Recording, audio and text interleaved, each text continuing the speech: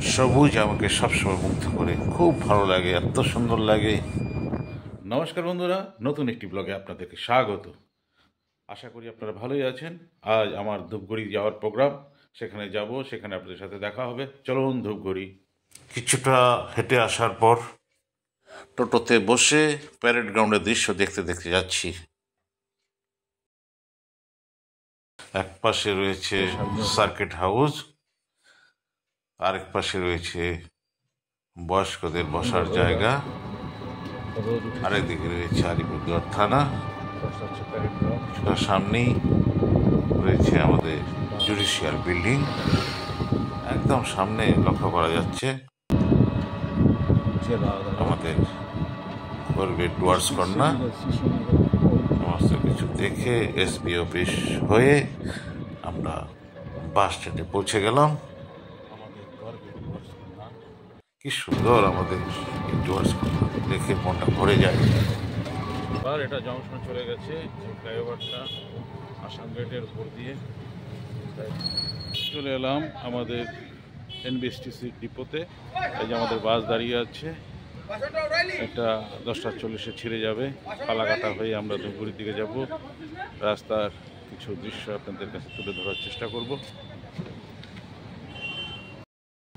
বাস ready, অন্যদিন তো এসে দাঁড়িয়ে থাকতে হয়।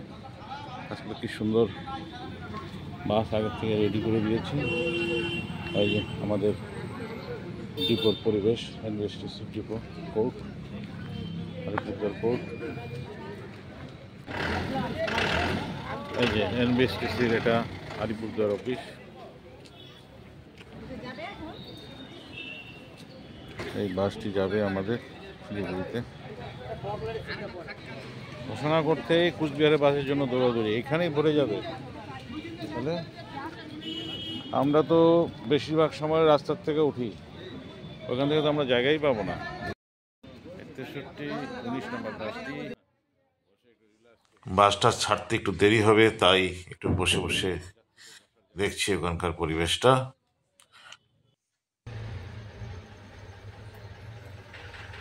টাইম হয়ে গেছে বাস ছাড়ার, বসে পড়লাম। আলিপুরদুয়ার চৌপতি হয়ে ফালাকাটা হয়ে আমরা যাব।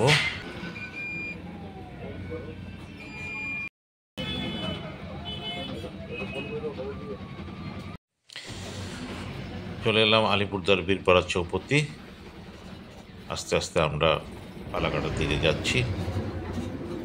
সোনাপুর চলে এলাম। একটু পরে আমরা ফালাকাটা ঢুকবো। আমরা আস্তে আস্তে তোরসা ব্রিজে চলে এলাম। উত্তরবঙ্গের একটি বিখ্যাত নদী তোরসা নদী। আর কিছুটা দূরেই ফালাকাটা শহরে আমরা ঢুকবো। ফালাকাটা শহরের দৃশ্যটাও আপনাদেরকে দেখাবো যতটা সম্ভব।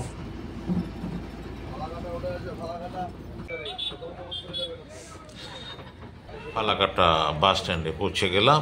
এখানে 10 মিনিট বিরতি, তারপরে আমরা আবার রওনা দিব।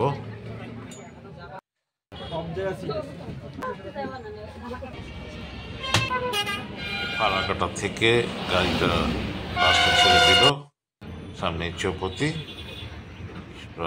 দূরে রয়েছে ধূপগুড়ি মোড় হয়ে আমরা বাঁ দিকে চলে যাব। আর সোজা ওটা বীরপাড়ার দিকে, দলগাঁও বীরপাড়া যেটা, সেদিকে চলে গেছে। আর কিছুটা সময় পরেই আমরা পৌঁছে যাব।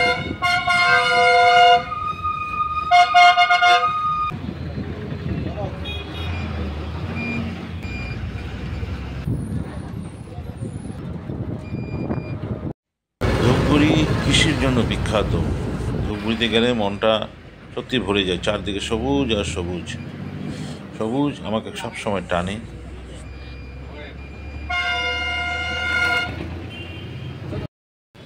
দুই ঘন্টা বাস জার্নি করার পর অবশেষে আমি ধূপগুড়ি বিখ্যাত আলুর বাজার, আপনারা সবাই জানেন, এখানে এসে বসেছি।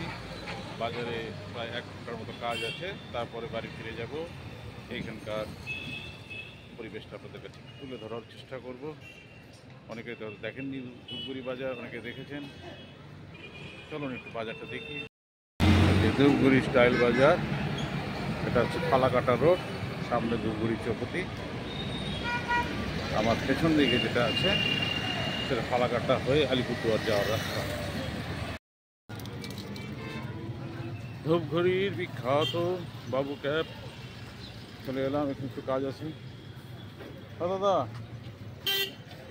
আসছিলাম, কিছু ব্যালেন্স আছে আপনার কাছে? অনেকদিন পরে আসলাম। ভালো আছেন তো? আপনি একজন লাকি লোক। এই যে আমাদের ভাই কুম্ভমেলা ঘুরে আসছে, খুব ভালো লাগলো, আমার তো যাওয়া হলো না। এই এলাকাটা ধূপগুড়ি বাজারের কাপড় পট্টি, এখানে অনেক ছোট ছোট কাপড়ের দোকান রয়েছে। এটা দূরে bus stand, Dhupguri bus stand. আজকে আর বাস স্ট্যান্ড যাবো না, এখান থেকেই বাসে উঠবো, চৌপতির থেকে বাসে উঠবো। চৌপতি বাজার, এদিকে একটা রাস্তা, পাশে চারদিকে রাস্তা আর রাস্তা। বুধবার মঙ্গলবারে হাটবার থাকে, ভিড় থাকে, ভালোই জমজমাট থাকে তখন। কাজ সেরে আবার বাসে করে বাড়ির দিকে রওনা দিয়েছি, রাস্তা দৃশ্য দেখতে দেখতে।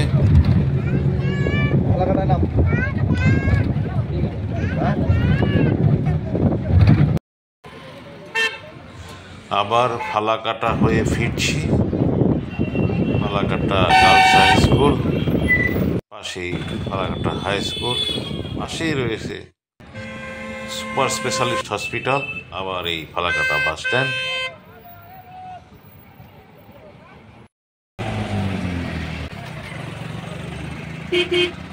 এই যে পুরনো একটা বাস স্ট্যান্ড, খুবই ব্যস্ত।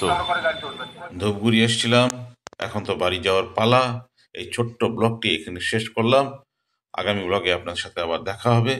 ভালো থাকবেন, সুস্থ থাকবেন। যদি ভালো লাগে লাইক, কমেন্টস ও সাবস্ক্রাইব করে দিবেন। টাটা।